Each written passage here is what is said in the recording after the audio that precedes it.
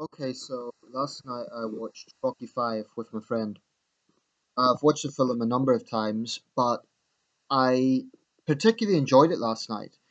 Maybe because I was anticipating that I would make this video, and looking at it, I just thought it was a very entertaining movie as a boxing movie.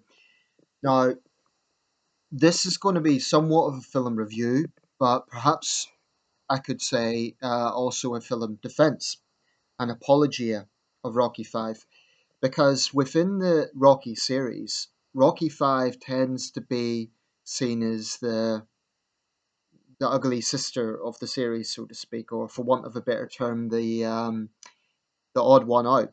It tends to get looked down upon compared to the other films. Now, I don't think it's the best in the series. My personal favorite is Rocky 4, but I think that it is definitely unfairly criticized. So, what I want to do is just go into the synopsis a little bit, just for those who aren't familiar with the story. Of course, Rocky fans will be well aware of this. And then just analyze a little bit why I feel that it is underrated and why I feel it is a better film than it gets credit for. So, the film starts off with the closing scenes of the last film, where Rocky, of course, defeats the Russian man machine Ivan Drago in Moscow. And the opening credits kind of go through the moments of that fight. And it shows him in the changing room, shaking and showing signs of serious sort of fight and just trauma. Um, and that's an interesting scene. Anyway, he comes back to the airport. He's given a hero's greeting, and there he is kind of hijacked by George Washington Duke, played by Richard Gant.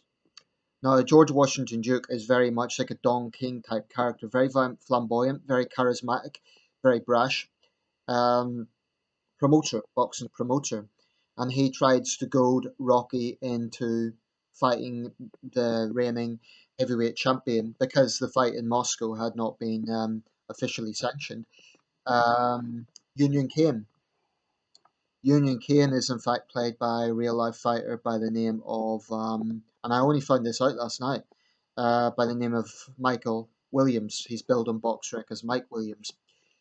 Um, anyway, he then challenges Rocky there and then, but Rocky announces at the airport he's officially retiring. Basically, Duke and Kane and one renegade journalist try to push this, but everyone else is kind of respecting Rocky's decision.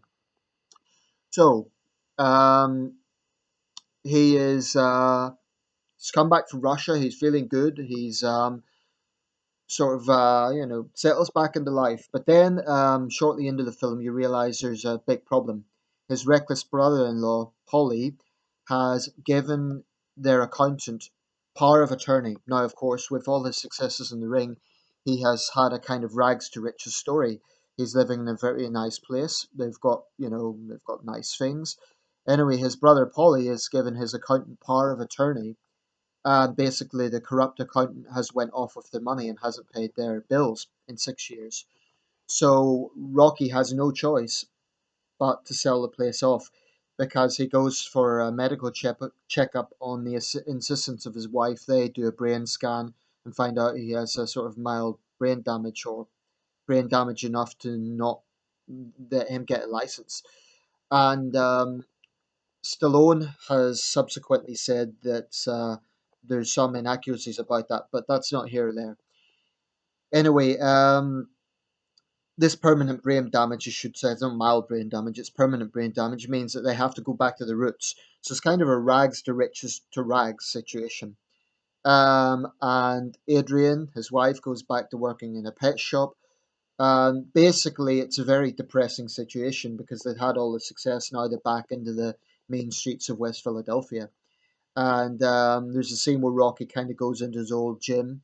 Mickey Goldmill, his trainer, of course, had passed away in Rocky 3. Um, anyway, as he's kind of remonstrating about how his life has turned out, a young guy approaches him, calls himself Tommy Gunn. He's a young fighter. He's come from Oklahoma, and he wants Rocky to be his trainer. Rocky at first, Rocky dismisses this. I'm not a trainer, kid. Find someone else. The guy that ran this place, he's a trainer. I'm not going to do the Stallone accent. I'll fail miserably. But anyway, this young guy keeps pushing it because he basically has nowhere else to go. Um, he is played by Tommy Morrison, who at the time probably wasn't a very well known fighter, but certainly by the mid 90s had become one of the best known heavyweights of that era. And this, I believe, was the first time that Stallone had cast a real life boxer as the main protagonist in the film. So, um, what happens is Rocky and Tommy start getting close. Rocky at first is dismissive because the guy has a quick temper and he sees him as a bit of a loose cannon, but he also sees potential. So he decides, okay, I'm going to take this young guy up as my protege. I'll start training him. And then there's a backstory going on. So Rocky's son, real son, Robert, starts to get bullied at school because he stands out. He's seen as a rich kid. He's seen as, everyone knows who his father is. He starts to stand out and he's bullied. So in the background, he starts training up to kind of defend himself. So there's kind of these two storylines going on. Um, Meanwhile, George Washington Duke is really determined to get a showdown between Rocky and Tommy, the old lion versus the young lion. So he gradually starts to influence Tommy and convince him that Rocky's bad for him, that he is holding him back from success, that he's watching the parade go by. So basically, Duke is a very manipulative, very sleazy character. He creates this tension between Tommy and Rocky, and it works. And he uses all sorts of tactics. He doesn't stand up for Tommy when the press are hammering him, even after he wins the title. He gets, let's say, a honey trap in the form of Karen, played by the Danish model Delia Shepard, real redhead bombshell, we could say, to kind of seduce him into, getting into Duke's camp. And basically, it works. Tommy goes with Duke. Just a point here. This might get a bit confusing because Tommy Morrison's real life nickname was the Duke. Apparently, he always believed that he was related to John Wayne. So, things might get a bit confusing. Also, in the previous film, uh, Tony Duke Evers was actually Apollo's trainer who then trains Rocky. So, Duke can get a bit confusing. But in the context of Rocky 5, it refers to the promoter George Washington Duke. Anyway, to cut a long story short, Tommy is flabbergasted when he gets no respect and no credit for actually defeating Union Kane, this designated champion, in the ring. And the press say the real champion's still Rocky. So um, you basically get a situation where Duke um, goads Tommy into confronting Rocky directly man to man, and he intends it to be in the ring, but basically it ends up in a street fight.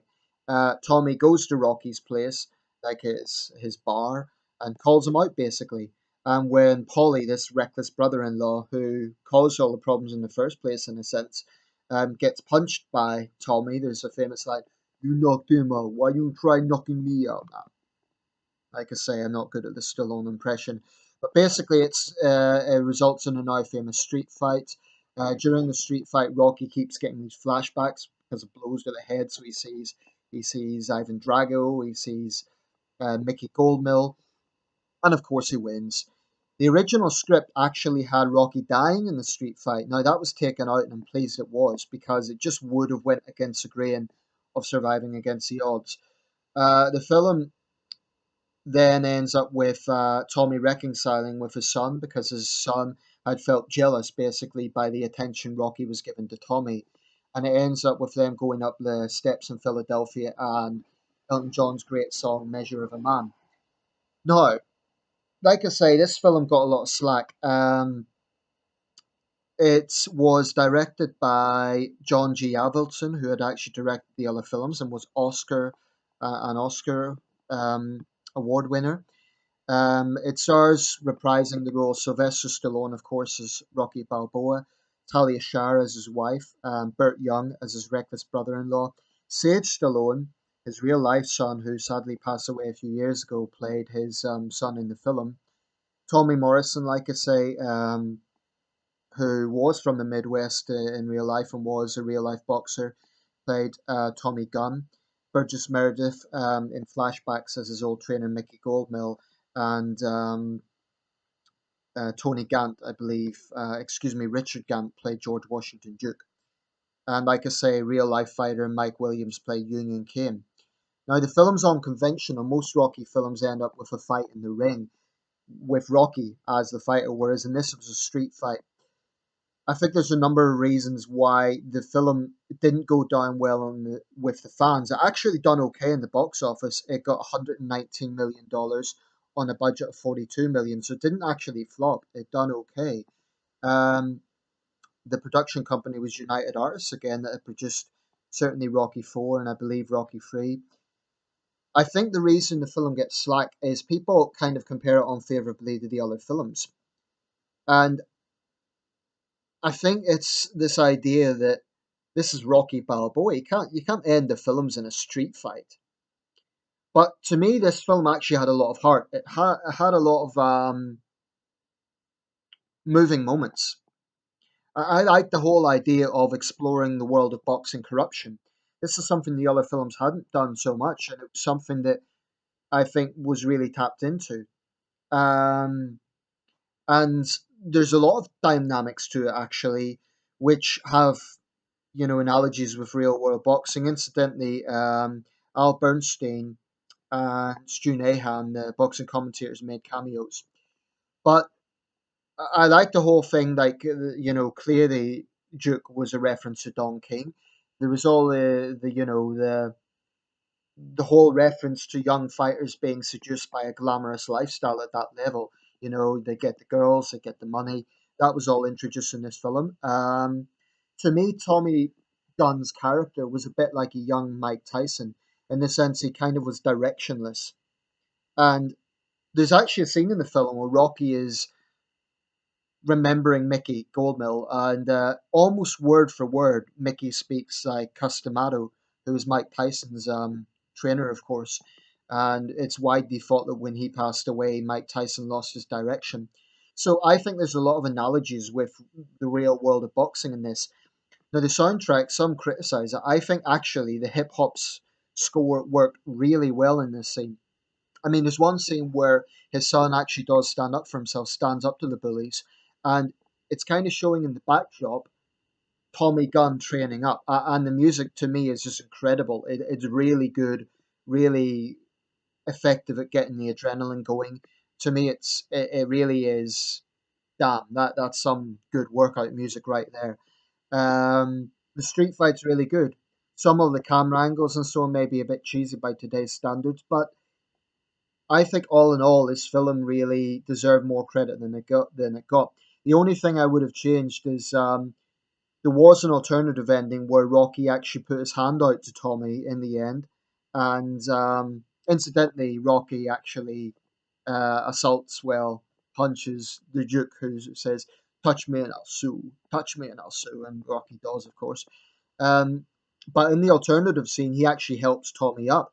Now, the thing about that is, I wish they had kept that because it shows that Tommy wasn't really a bad guy. He was a bit naive. He surrounded himself with corrupt people, but in himself, he wasn't actually a bad guy. And there was points I felt sorry for Tommy, like the press conference. You think, well, okay, he's not really showing appreciation to Rocky. I mean, there's a whole dialogue where he comes at Christmas and kind of shows off his car to Rocky, and they get into a big argument. And I think the character development is very good. Some things maybe could improve. For example, maybe as someone else pointed out in a much longer analysis than this, maybe there could have been a bit more exploration of Polly and Rocky's relationship. Maybe Polly could have apologized. Maybe there could have been a bit more development there. Because Polly, after all, caused the whole problem in the first place. That part of the storyline maybe could have been explored a little bit more. Whereas Polly had no redeeming qualities really. He was just seen as the loser brother-in-law who caused all the problems. Um, but like I say, that alternative ending would have been good. It even had a scene where a police officer, as he was arresting Tommy, asked for his autograph. I wish they'd kept that. That would have been good.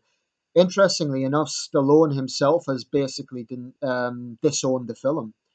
But all in all, it's not the best Rocky film, but I think it really deserves a lot more credit than it gets. If you saw this as a boxing film in its own right, you would think, actually, that's a pretty entertaining movie. It's got some pretty memorable scenes. It does stand out. It is original. I I just think it doesn't deserve the slack that it gets.